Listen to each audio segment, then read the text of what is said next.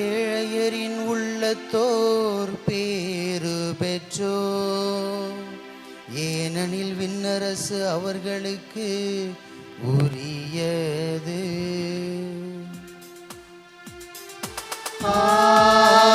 அல்லேலூயா, அல்லேலூயா, அல்லேலூயா, அல்லேலூயா.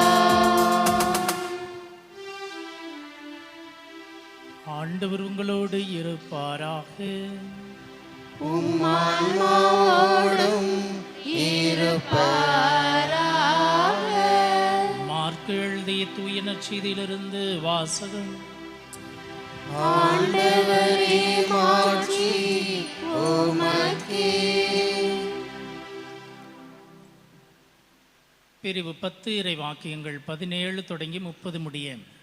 அக்காலத்தில் இயேசு புறப்பட்டு சென்று கொண்டிருந்தபோது வழியில் ஒருவர் அவரிடம் ஓடி வந்து முழந்தாள் படியிட்டு, நல்ல போதகரே, நிலை வாழ்வை உரிமையாக்கிக் கொள்ள நான் என்ன செய்ய வேண்டும் என்று அவரை கேட்டார். அதற்கு இயேசு அவரிடம், நான் நல்லவன் என ஏன் சொல்கிறீர்? கடவுள் ஒருவரை தவிர நல்லவர் எவரும் இல்லையே. உமக்கு கட்டளைகள் தெரியும் அல்லவா? கொலை செய்யாதே, விபச்சாரம் செய்யாதே, களவு செய்யாதே, பொய்ச்சான்று சொல்லாதே, வஞ்சித்து பறிக்காதே, உன் தாய் தந்தையை மதித்து நட என்றார். அவர் இயேசுவிடம், போதகரே, இவை அனைத்தையும் நான் இளமையிலிருந்தே கடைபிடித்து வந்துள்ளேன் என்று கூறினார். அப்போது இயேசு அன்பொழுக அவரை கூர்ந்து நோக்கி, உமக்கு இன்னும் ஒன்று குறைபடுகிறது. நீர் போய் உமக்குள்ளவற்றை விற்று ஏழைகளுக்கு கொடும். அப்பொழுது விண்ணகத்தில் நீர் செல்வர் ஆயிருப்பீர். பின்பு வந்து என்னை பின்பற்றும் என்று அவரிடம் கூறினார். இயேசு சொன்னதை கேட்டதும் அவர் முகம் வாடி வருத்தத்தோடு சென்று விட்டார். ஏனெனில் அவருக்கு ஏராளமான சொத்து இருந்தது. இயேசு சுற்றிலும் திரும்பி பார்த்து தம் சீடரிடம், செல்வர் இறையாட்சிக்கு உட்படுவது மிகவும் கடினம் என்றார். சீடர்கள் அவர் சொன்னதை கேட்டு திகைப்புக்குள்ளானார்கள். மீண்டும் இயேசு அவர்களை பார்த்து, பிள்ளைகளே, செல்வர்கள் இறையாட்சிக்கு உட்படுவது மிகவும் கடினம். அவர்கள் இறையாட்சிக்கு உட்படுவதை விட ஊசியின் காதில் ஒட்டகம் நுழைவது எளிது என்றார். சீடர்கள் மிகவும் வியப்பில் ஆழ்ந்தவர்களாய், பின் யார்தான் மீட்பு பெற முடியும் என்று தங்களிடையே பேசிக்கொண்டார்கள். இயேசு அவர்களை கூர்ந்து நோக்கி, மனிதரால் இது இயலாது, ஆனால் கடவுளுக்கு அப்படி இல்லை, கடவுளால் எல்லாம் இயலும் என்றார். அப்போது பேதுரு அவரிடம், பாரும், நாங்கள் எல்லாவற்றையும் விட்டுவிட்டு உம்மை பின்பற்றியவர்களாயிற்றே என்று சொன்னார். அதற்கு இயேசு, உறுதியாக உங்களுக்கு சொல்கிறேன், என் பொருட்டும் நற்செய்தியின் பொருட்டும் வீடுகளையோ சகோதரர்களையோ சகோதரிகளையோ தாயையோ தந்தையையோ பிள்ளைகளையோ நிலபுலங்களையோ விட்டுவிட்ட எவரும் இம்மையில் 100 மடங்காக வீடுகளையும் சகோதரர்களையும் சகோதரிகளையும் தாயையும் நிலபுலங்களையும் இவற்றோடு கூட இன்னல்களையும் மறுமையில் நிலை வாழ்வையும் பெறாமல் போகார் என்றார்.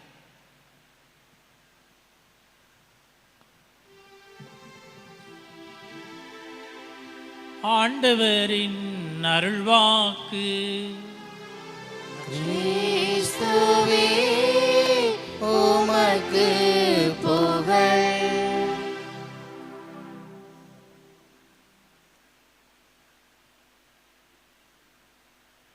It is tough to be billionaire. பில்லியனராக இருப்பது கடினம் அப்படின்னு ஒருத்தர் சொன்னார். சொன்னவர் பெயர் பால் கெட்டி. நம்ம ஊரில் கோல்டு வின்னர் ஆயில் ஃபேமஸ். அது ஆயிலே இல்லை அப்படின்னு சொல்கிறாங்க. அது க்ரூட் ஆயில் அப்படிங்கிறாங்க. ஒரு கெமிக்கல் தான் அப்படிங்கிறாங்க. அதுதான் நம்ம எண்ணெய்ன்னு சொல்லி சமைக்கிறோம். ஆனால் அது எண்ணெயே இல்லை, செக்கில் ஆட்டினது தான் எண்ணெய், இது எண்ணெயே இல்லை அப்படின்னு சொல்கிறாங்க. அது மாதிரி அமெரிக்க ஐரோப்பிய நாடுகளில் அதிகமாக ஃபேமஸாக இருக்கிற ஒரு எண்ணெய் கெட்டி அப்படிங்கிற ஆயில். அந்த கெட்டி ஆயில் நிறுவனத்தின் நிறுவனர் தலைவர், அவர் பெயர் பால் கெட்டி. 1902 பிறந்தவர். 1976 இறந்தார். கெட்டி ஆயிலுக்கு மட்டுமல்ல, பல கம்பெனிகளை நிறுவி அதன் ஓனராக இருந்தவர். 3-4 பில்லியன் வரை அந்த காலத்தில் சொத்து சேர்த்தவர். மிகப்பெரிய உலக பணக்காரர்களில் ஒருவர் என்று பெயர் பெற்றவர். அமெரிக்காவிலே பிறந்து வளர்ந்தவர். லண்டனிலே ஆயில் எம்பையர், எண்ணெய் கிங்டம் அப்படின்னு சொல்லலாம், ஒரு அரசாங்கத்தையே நடத்தியவர் என்று சொல்லலாம். லண்டனில் ரஷ்யன், அரபிக், லாட்டின், கிரீக் என்று பல ஐரோப்பிய மொழிகளை கற்று தேர்ந்தவர். பணம் சம்பாதிக்கிறதுல கில்லாடி, உலக பெரிய பணக்காரனாக விளங்கியவர். 5 கல்யாணம் பண்ணார், 5 ஃபெயிலியர். 5 கல்யாணம் பண்ணி 5 ஃபெயிலியர். அவர் சொன்னார், என் சொத்தெல்லாம் இழந்துடுறேன், எனக்கு ஒரு நல்ல மனைவியாக ஒருத்தி கிடைச்சா நல்லாயிருக்கும் அப்படின்னு சொன்னார். ஆனால் தோற்று போயிட்டார் வாழ்க்கையில். My life and my fortune, how to be rich அப்படின்னு சொல்லி இவர் எழுதிய இந்த 2 புத்தகங்கள் ரொம்ப ஃபேமஸாக பேசப்பட்டது. சேரிட்டி மேக்ஸ் பீப்புள் லேசி அப்படின்னு சொன்னார். மற்றவங்களுக்கு உதவி செஞ்சீங்கன்னா அவங்கெல்லாம் சோம்பேறி ஆயிடுவாங்க அப்படின்னு சொன்னவர். கடைசியில் காசுனால எந்த புண்ணியமும் இல்லை என்று சொல்லி இறந்து போனார். காசுனால எந்த புண்ணியமும் இல்லை என்று சொல்லி இறந்து போனார். கடந்த வாரத்தில் இந்தியா முழுவதும், ஏன் உலகம் முழுவதும் பேசிய ஒரு மனிதர் யார்?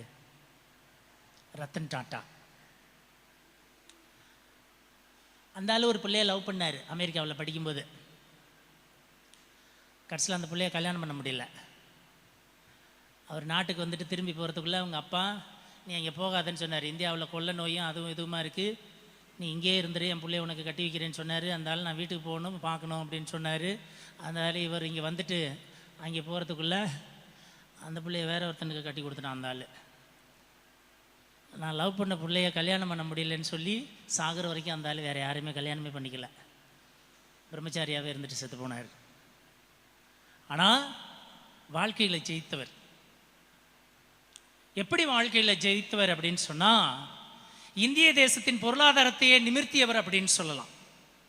இந்திய தேசத்தின் பொருளாதாரத்தையே நிமிர்த்தியவர் அப்படின்னு சொல்லலாம். தலை தூக்கி நிற்க செய்தவர் அப்படின்னு சொல்லலாம். அமெரிக்க கார் கம்பெனிக்காரெல்லாம் அவனுடைய ஃபெயிலியரான காரல் கம்பெனியெல்லாம் விற்கணும்னு சொல்லும்போது, நான் அதை வாங்கிறதுக்கு ரெடி தான் சொல்லி ஜாக்குவார் கார்லேருந்து பல கம்பெனி கார்களில் வாங்கினவர். பல நிறுவனங்களை, நட்டத்தில் இருந்த நிறுவனங்களை எல்லாம் வாங்கி சக்ஸஸாக கொண்டு வந்தவர். நமக்கெல்லாம் தெரியும், நானோ கார் 1 லட்சம் ரூபாய்க்கு கார் கொண்டு வந்து ஏழை எளியவர்களும் கார் வாங்க முடியும், அவங்களுக்கும் நான் காரை கொடுக்கணும் அப்படின்னு சொல்லி நினச்சவர். எப்படி அந்த சிந்தனை அவருக்கு வந்ததுன்னு சொன்னால், ஒரு நாள் அவர் மும்பையில் காரில் போய்கிட்டு இருக்கிறாரு.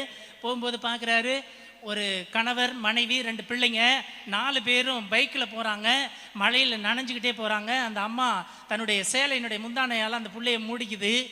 அப்படியே அவங்க நனைஞ்சிக்கிட்டே தான் போகிறாங்க. அதை பார்த்துட்டு இவர் நினைக்கிறாரு, இப்படிப்பட்ட ஏழைங்களுக்கும் கஷ்டப்படுறவங்களுக்கும் நடுத்தர குடும்பத்தில் இருக்கிறவனுக்கும் காரை கொடுத்தா எப்படி இருக்கும், லோ பட்ஜெட்டில் நம்ம ஒரு காரை உருவாக்குனா என்ன அப்படின்னு சொல்லி நினச்சி அவர் கொண்டுட்டு வந்தது தான் 1 லட்சம் ரூபாய்க்கு நானோ கார் அப்படின்னு சொன்னது. அது சக்ஸஸ் இல்லை, ஃபெயிலியர் அப்படின்னு சொல்லப்பட்டாலும், அந்த ஏழைகளுக்கும் நடுத்தர வர்க்கத்தினருக்கும் காரில் பயணம் செய்வதற்கு அவர்களுக்கும் இலகுவாக்க வேண்டும் என்ற ஒரு சிந்தனையை தன்னுடைய மனதிலே இருத்தி இதை செய்ய முடியும் என்று அதை செய்து காட்டியவர் என்று சொல்லலாம்.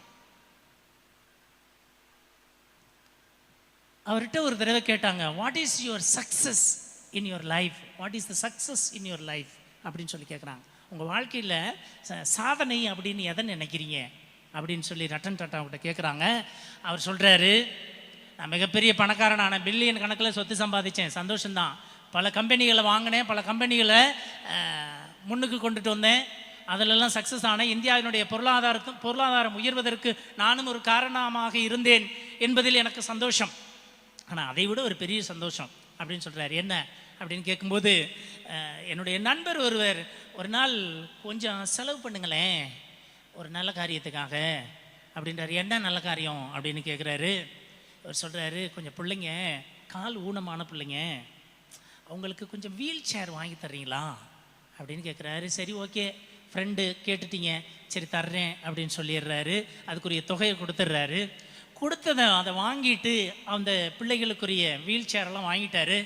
வாங்கிட்டு அந்த நண்பர் சொல்கிறாரு, எனக்காக ஒரு தடவை நீங்களே வந்து அந்த பிள்ளைங்களுக்கெல்லாம் அந்த வீல் சேரை கொடுங்களேன் அப்படின்னு சொல்கிறாரு.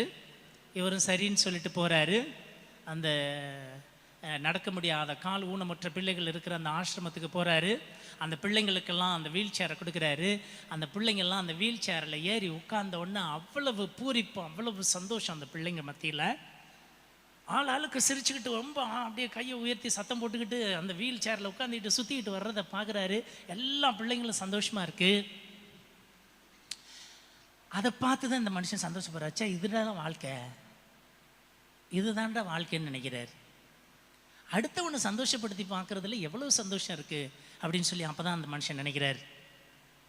அவர் சொல்கிறாரு, அதை விட ஒரு என் இதயத்தை தொட்ட ஒரு நிகழ்வு என்னன்னு சொன்னால், அந்த வீல் சேரில் உட்கார்ந்து இருந்த ஒரு பையன் என் காலை அப்படியே கட்டி பிடிச்சிக்கிட்டான். நான் அப்படி திரும்பி பார்த்து, என்னன்னு உனக்கு வேறு எதுவும் வேணுமான்னு கேட்டேன்.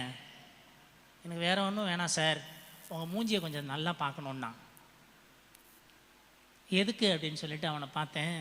நான் மோட்சத்துக்கு போகும்போது அங்கே வந்தீங்கன்னா அங்கே நான் உங்களை பார்க்கணும்ல, அங்கே நீங்கள் தான் எனக்கு வீல் சேர் வாங்கி கொடுத்தவங்க அப்படின்னு சொல்லி உங்களை நினச்சி பார்க்கணுங்கிறதுக்காக தான் உங்கள் முகத்தை பார்க்கணுன்னு ஆசைப்படுறேன் என்று சொல்லுகிறான்.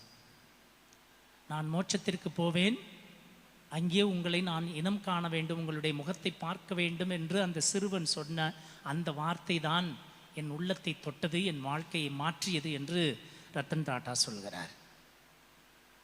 இன்றைக்கு இறந்தும் உலகில் பல்வேறு மனிதர்களுடைய மனதில் வாழ்ந்து கொண்டிருக்கிறார். மிகப்பெரிய பணக்காரன் என்ற பெருமையை விட ஏழைகளுக்கு, இல்லாதவர்களுக்கு உதவி செய்வதுதான் மிகப்பெரிய சந்தோஷம், நிலைத்து நிற்கக்கூடிய மகிழ்ச்சி. அது நிலையானது, அது திருப்தியை தருவது, நிம்மதியை தருவது என்பதை தான் உணர்ந்து கொண்டதாக சொல்கிறார். நமக்கெல்லாம் தெரியும், அப்துல் கலாம் நம்ம நாட்டினுடைய பிரசிடெண்டாக இருந்தவர், மிகப்பெரிய சயின்டிஸ்ட், அணு விஞ்ஞானி என்ற பெருமையை பெற்றவர். அவர்கிட்ட கேட்குறாங்க, உங்களுடைய வாழ்நாள் சாதனை எது அப்படின்னு சொல்லி ஒரு பையன் கேட்குறான்.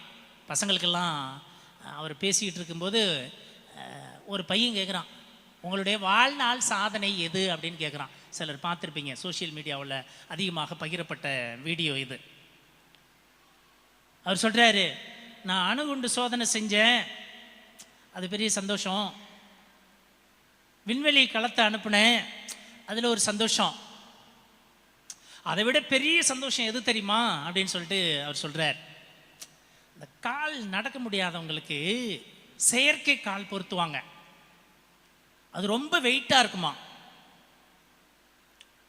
அதை தூக்கிக்கிட்டு நடக்கிறது ரொம்ப சிரமப்படுவாங்க அந்த செயற்கை கால் பொருத்தினவங்க. அதுக்கு ஏதாவது செய்ய முடியுமா அப்படின்னு சொல்லி என்னுடைய நண்பர் ஒருத்தர் கேட்டார். அவங்களுக்கு வெயிட்லெஸ்ஸாக, எடை குறைவாக ஒரு செயற்கை காலை எந்த மெட்டலில் செஞ்சால் வெயிட்லெஸ்ஸாக செய்ய முடியும் அப்படின்னு சொல்லி யோசிச்சு 600 கிராமில் செயற்கை காலை கண்டுபிடிச்சோம். அதை கொண்டு போய் அவங்களுக்கு கொடுக்கும்போது வெயிட்லெஸ்ஸாக அவங்க ஈஸியாக காலை தூக்கி நடக்கும்போது அவங்கள பார்த்துக்கும் போது இருந்த சந்தோஷம் அதை அளவிட முடியாத சந்தோஷம்னு சொல்கிறார். ஆண்டவர் இயேசுவில் அருமையானவர்களே, பணம் காசுகளை செல்வத்தை குவித்து வைத்தவர்களும் கடைசியில் சொல்வது, இந்த செல்வங்கள் சொத்துக்கள் பணம் எனக்கு நிம்மதியை தரவில்லை, அடுத்தவர்களுக்கு அவர்களுடைய தேவைகளை பூர்த்தி செய்வதிலே தான் நிம்மதி இருக்கிறது, நிலையான மகிழ்ச்சி இருக்கிறது என்பதைத்தான் அவர்கள் நமக்கு சொல்லிக் கொடுக்கிறார்கள். இன்றைய நற்செய்தியும் அதைத்தான் நமக்கு சொல்லிக் கொடுக்கிறது. ஆண்டவர் இயேசு அதைத்தான் இன்றைய நற்செய்தியிலே சொல்கிறார். ஆண்டவர் இயேசு பணக்காரன் விண்ணரசில் நுழைவதை விட ஊசியின் காதில் ஒட்டகம் நுழைவது எளிது என்று சொல்லுகிறார். அந்த இளைஞனை பார்த்து அவனிடம் சொல்லுகின்றார், உனக்குரியதையெல்லாம் விற்று ஏழைகளுக்கு கொடு, பின்னர் என்னை பின்பற்று என்று சொல்லுகிறார். அவன் முகமாட்டத்தோடு சென்று விட்டான் என்று நற்செய்தி சொல்கிறது. இன்றைய முதல் வாசகத்திலே நாம் வாசிக்க கேட்டோம். சாலமோனிடம் கடவுள் கேட்கிறார், உனக்கு என்ன வேண்டும் என்று கேட்கிறார். சாலமோன் எனக்கு இரட்டை ஆயுளை கொடு என்று சொல்லவில்லை, என்னுடைய வாழ்நாள் நீடிக்க வேண்டும் என்று கேட்கவில்லை, நான் ஆட்சி அதிகாரத்தில் உலகையே ஆள வேண்டும் என்று அவர் கேட்கவில்லை. மாறாக ஆண்டவருடைய ஞானத்தை கேட்டார், கடவுளுடைய ஞானத்தை கேட்டார். அதைத்தான் இன்றைய முதல் வாசகத்தில் நாம் வாசிக்க கேட்டோம். நான் மன்றாடினேன், ஞானம் எனக்கு கொடுக்கப்பட்டது. நான் இறைவனை வேண்டினேன், ஞானத்தின் ஆவி என் மீது பொழியப்பட்டது. செங்கோலுக்கும் அரியணைக்கும் மேலாக அதை விரும்பி தேர்ந்தேன். அதனோடு ஒப்பிடும்போது செல்வம் ஒன்றுமில்லை. கடவுளின் ஞானத்தோடு ஒப்பிடும்போது செல்வம் ஒன்றுமில்லை என்று நான் உணர்ந்தேன். விலையுயர்ந்த மாணிக்க கல்லும் அதற்கு ஈடில்லை. அதனோடு ஒப்பிடும்போது பொன்னெல்லாம் சிறிதளவு மணலுக்கே நிகர். அதற்கு முன் வெள்ளியும் களிமண்ணாகவே கருதப்படும். உடல் நலத்திற்கும் அழகிற்கும் மேலாக அதன் மீது அன்பு கொண்டேன். ஒளிக்கு மாற்றாக அதை தேர்ந்தெடுத்தேன், ஏனெனில் அதன் சுடரொளி என்றும் மங்காது. ஞானத்தோடு எல்லா நலன்களும் என்னிடம் வந்து சேர்ந்தன. நான் கடவுளின் ஞானத்தை தேடினேன், கடவுளின் ஞானத்தை கேட்டேன், கடவுள் எனக்கு ஞானத்தை கொடுத்து அதனோடு எல்லாவற்றையும் சேர்த்து கொடுத்தார். செல்வங்களையும் ஆட்சி அதிகாரத்தையும் எல்லாவற்றையும் எனக்கு கடவுள் சேர்த்து கொடுத்தார். காரணம், நான் தேடியது கடவுளின் ஞானத்தை என்று சாலமோன் சொல்கிறார். ஆண்டவர் இயேசுவில் அருமையான சகோதர சகோதரிகளை, இன்றைய 2ஆம் வாசகம் சொல்கிறது, எபிரேயருக்கு எழுதப்பட்ட திருமுகத்திலே வாசிக்க கேட்டோம். கடவுளுடைய வார்த்தை உயிர் உள்ளது, ஆற்றல் வாய்ந்தது, இருபக்கமும் வெட்டக்கூடிய எந்த வாளினும் கூர்மையானது, ஆன்மாவையும் ஆவியையும் பிரிக்கும் அளவுக்கு குத்தி ஊடுருவுகிறது. எலும்பு மூட்டையும் மச்சையையும் அவ்வாறே ஊடுருவுகிறது. நம்ம அந்த கோழி ஆடெல்லாம் எலும்பெல்லாம் சில பேர் நல்லா உறிஞ்சி கடிச்சு அந்த எலும்புக்குள்ளே இருக்கிற மச்சையை கடிச்சு உறிஞ்சி சாப்பிடுவான். அதுக்குள்ள ஊடுருவி செல்லக்கூடிய அளவிற்கு வலிமை வாய்ந்தது. எலும்பு மூட்டையும் மச்சையையும் ஊடுருவக்கூடியது. அத்தனை இருபக்கம் வெட்டக்கூடிய எந்த வாளினும் கூர்மையானது ஆண்டவருடைய வார்த்தை என்று சொல்லப்பட்டிருக்கிறது. கடவுளுடைய வார்த்தையை நம்பி நாம் பிறருடைய தேவையில் அவர்களுடைய தேவைகளை சந்திக்கிற போதுதான் நிலையான மகிழ்ச்சி. இந்த உலகத்தின் செல்வங்கள் எதுவும் நமக்கு நிலையான மகிழ்ச்சியை தராது என்பதை இன்றைய இறை வார்த்தை சொல்லுகிறது. இன்றைய நற்செய்தியின் இறுதி வசனத்தில் ஆண்டவர் இயேசு அழகாக சொல்லுகிறார். ராயப்பர் கேட்குறாரு, பணக்காரன் விண்ணரசில் நுழைய முடியாதுன்னு இயேசு சொன்ன உடனே, அதெல்லாம் சரிதான் ஐயா, பணக்காரன் போக முடியாது, நாங்கள் எல்லாத்தையும் விட்டுட்டு வந்தோமே, எங்கள் குடும்பத்தெல்லாம் விட்டுட்டு வந்தோமே, நான் மீன் பிடிக்கிற வலையெல்லாம் விட்டுட்டு வந்தேனே, எங்களுக்கு என்ன கிடைக்கும்? இயேசு அழகாக சொல்கிறார், ஒன்று விடாமல் லிஸ்ட் போட்டு சொல்கிறார். உறுதியாக உங்களுக்கு சொல்லுகிறேன், என் பொருட்டும் நற்செய்தியின் பொருட்டும் வீடுகளையோ சகோதரர்களையோ சகோதரியையோ தாயையோ தந்தையையோ பிள்ளைகளையோ நிலபுலங்களையோ விட்டுவிட்ட எவரும் இம்மையில் 100 மடங்கு வீடுகளையும் சகோதர சகோதரிகளையும் தாயையும் நிலபுலங்களையும், அடுத்து ஒரு இக்கு வைக்கிறார், இவற்றோடு இன்னல்களையும், எல்லாத்தையும் உங்களுக்கு 100 மடங்கு கொடுப்பேன். எனக்காக நீ எதையும் விட்டுட்டு வந்தீன்னா, எதையாவது விட்டுட்டு வந்தா அதை நான் 100 மடங்கு உனக்கு கொடுப்பேன். அத்தோட சேர்த்து துன்பத்தையும் கொடுப்பேன், இன்னலையும் கொடுப்பேன். ஆனால் அதைவிட மேலானது மறுமையில் நிலைவாழ்வை உங்களுக்கு அருளுவேன் என்று சொல்கிறார். ஆண்டவர் இயேசுவில் அருமையான சகோதர சகோதரிகளை, அன்னை தெரசா அழகாக சொல்லுகிறார், do something beautiful for God.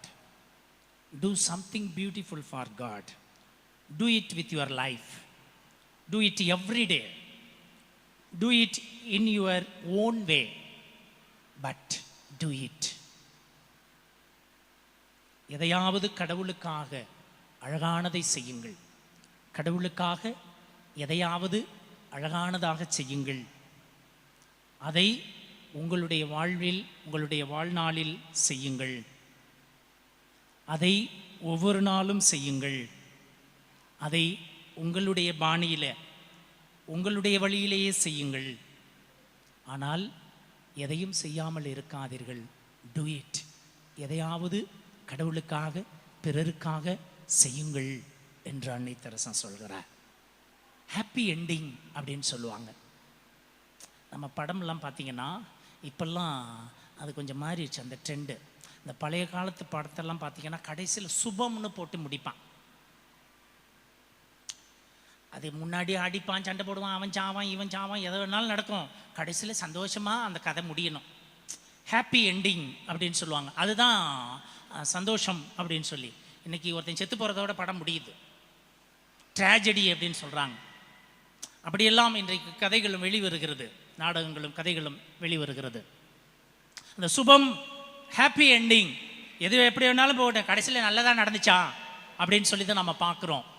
அதைத்தான் நாம் எதிர்பார்க்கிறோம். ஆனால் எல்லா நேரமும் அது நடப்பதில்லை. இன்றைய நற்செய்தியிலும் அதைத்தான் பார்க்கிறோம்.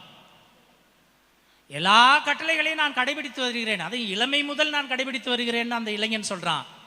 ஆனால் அவனை உற்று பார்த்து இயேசு சொல்கிறார், உனக்கு ஒன்று குறைபடுகிறது, உனக்குரியதை எல்லாம் வெற்றி ஏழைகளுக்கு கொடு என்று சொல்கிறார். ஆண்டவர் இயேசுவில் அருமையானவர்களே, நாம் சொத்துக்களை, செல்வங்களை அபகரிப்பதில் சந்தோஷம் இல்லை. கடவுளையும் கடவுளது அரசையும் அவருக்கு விருப்பமானதையும் தேடுவதிலே தான் நிலையான மகிழ்ச்சி. அவருக்கு விருப்பமானதை நாம் தேடுகிற போது மற்றவை அனைத்தும் உங்களுக்கு சேர்த்து கொடுக்கப்படும் என்று ஆண்டவர் இயேசு சொல்கிறார். கடவுளது அரசையும் அவருக்கு விருப்பமானதை முதலில் தேடுங்கள், அப்போது மற்றவை அனைத்தும் உங்களுக்கு சேர்த்து கொடுக்கப்படும் என்று மத்தேயு நற்செய்தி 6வது அதிகாரத்தில் ஆண்டவர் இயேசு சொல்கிறார். அந்த வார்த்தைகளை நம்புகிறவர்களாக, பிறருடைய தேவைகளை நாம் சந்திக்கிறவர்களாக இருக்கிற போதுதான் நிலையான மகிழ்ச்சி, நிறைவான மகிழ்ச்சி.